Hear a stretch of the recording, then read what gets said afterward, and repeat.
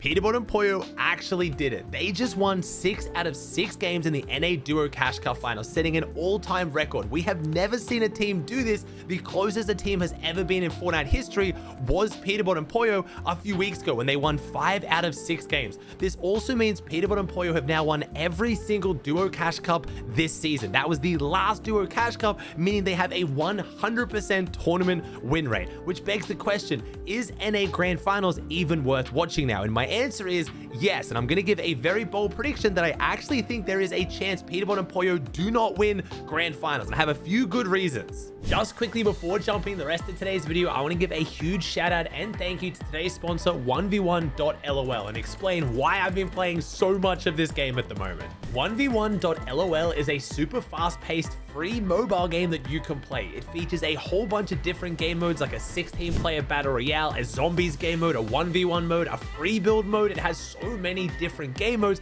and you can play all of them for free. I think what makes this game so unique and the reason why I'm playing it so much at the moment is the combination of all the different mechanics. You have building mechanics, you have shooting mechanics, and you have all the different ability mechanics from the different champions. This leads to super fun gameplay and ridiculous outplay potential. I mean, just look at this clip of how I use Sky's ability to jump over this player's head and completely fool them. Or where I use my ability in the final 1v1 to close the gap and get the showdown victory.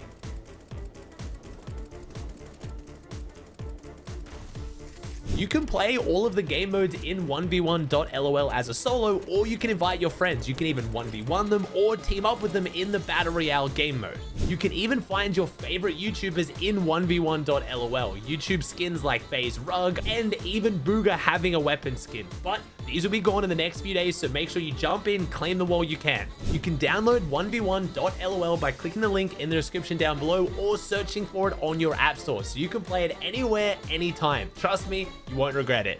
Now, I need to make this clear. If the NA Grand Finals lobby plays out like the NA Duo Cash Cup Finals, Peterbot and Pollo are obviously going to win it. They won by a landslide. They won by more points than second and third combined. They had over 10 elims a game, every single game with 6 wins in a row. That is the most dominant performance we've ever seen in a tournament on any region. I'm not trying to underplay that. What I am trying to do is make people understand that the NA Grand Finals lobby is going to be very different to the NA Duo Cash Cup lobby, and that's for a few reasons. The main reason being the fact that day 2, the last 6 games, have a 1.5 times point multiplier, and that includes elims and placement. So technically there is 6 games on day 1, and you've got to think about it as there being 9 games worth of points on day 2.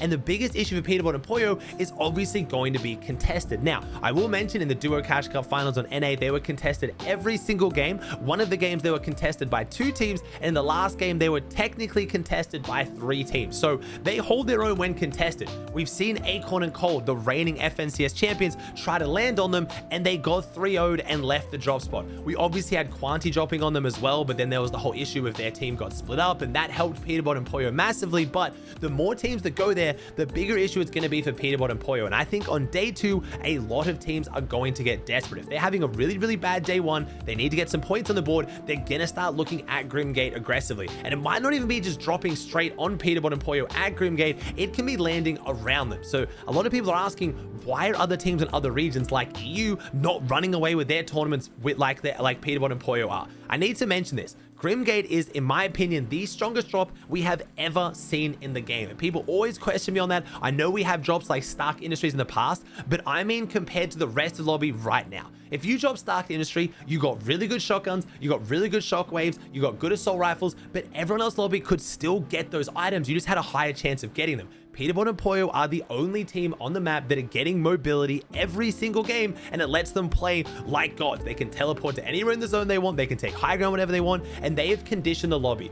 I watched all 6 games of the finals. I watched about 14 different teams, some of the best teams on the region. I was watching Clicks, I was watching Reed, I was watching Kanata, and not a single time in 6 games did any of them look for high ground other than spraying it out a little bit. They have completely conditioned the way the rest of the region plays that lobby because they've been so dominant. But it's also because they're getting it every single game off spawn consistently.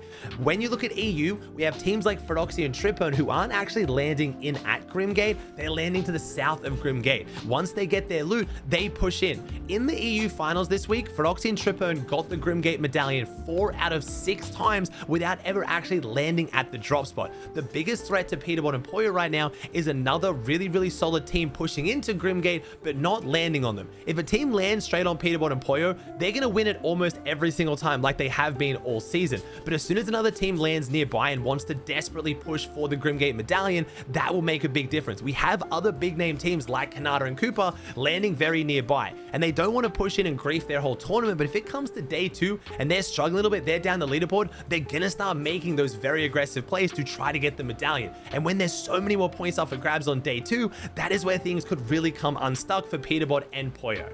Now, I'm not saying this is going to happen. There is a very high chance that in grand finals, teams don't want to risk it like they haven't all season, and Peterbot and Poyo are absolutely going to decimate the tournament and run away with it. That is highly possible as well. A lot of the big teams have really good drop spots right now, and they still have something to play for.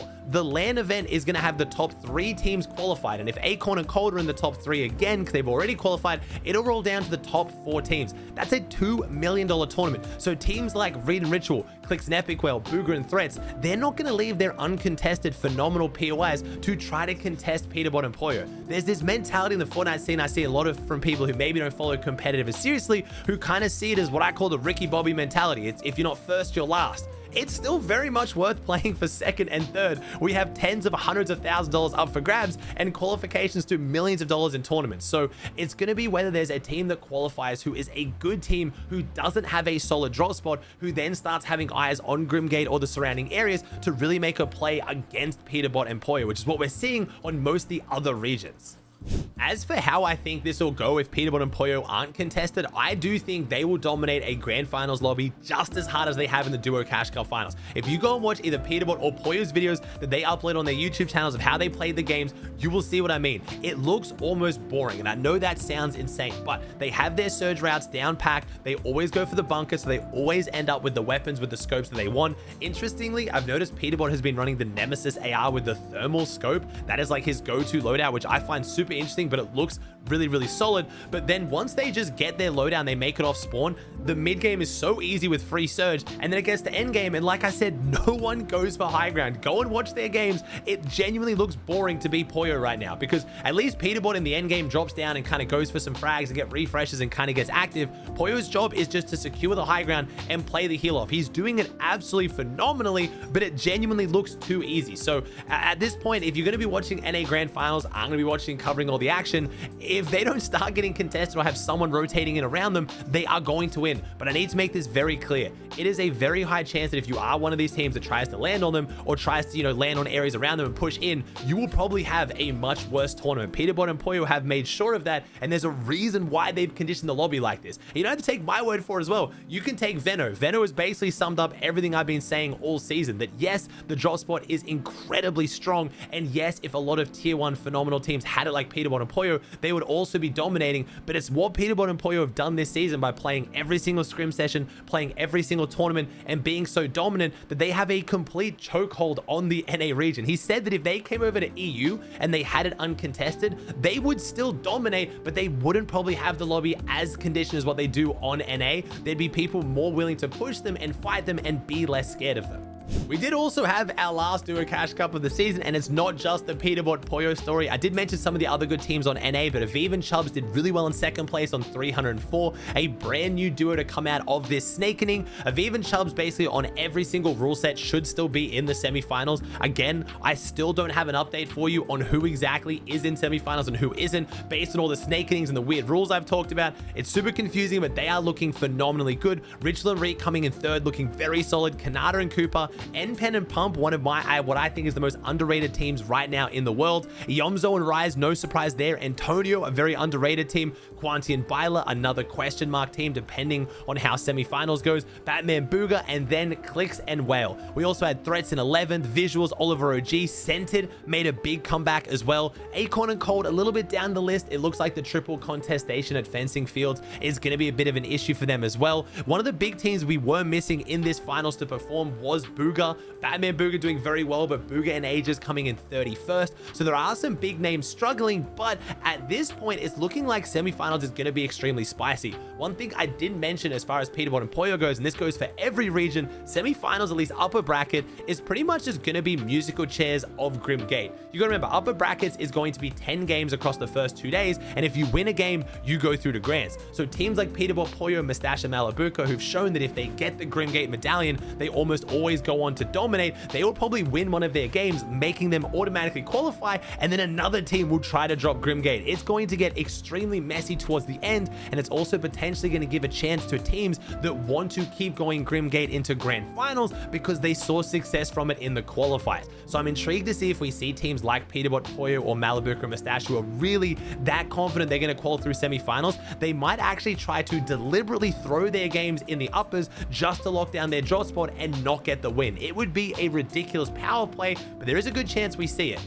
Moving on over to EU, we had a much closer leaderboard, and it was an extremely fun watch because so many of the players who placed at the top were streaming, which is not super unusual for EU, but NA usually takes a lot more of the content mindset than EU. But we had Mappy and Kiro, a very underrated team, take first place on 313 points. We had Vidil and Rezon, one of those teams that were streaming, on 304. Nebs and iDrop, again, a team that, you know, of players you obviously have heard of, but are kind of just always around the mix and aren't really getting a lot of the spotlight at the moment. We're coming into grands, they're looking extremely solid. Remember, on EU, it's actually the top 5 teams that make it through to the LAN event, not just top 3 like it is on NA. So a lot of qualification spots up for grabs on EU. We had Tripone and Frodoxy, again, another team streaming on 278, and then our polls, Seti and Cammy on 259. I'm excited to see if Seti and Cammy have something up their back pocket for grand finals. They're usually that team that will actually hold on to strategies coming into grands, usually finding something and revolutionizing it. They've been very consistent. They were playing very, very well. They did win one of the games. Again, usually for them, it's low eliminations, high placement. So depending on how they go, especially on that day 2 with consistency,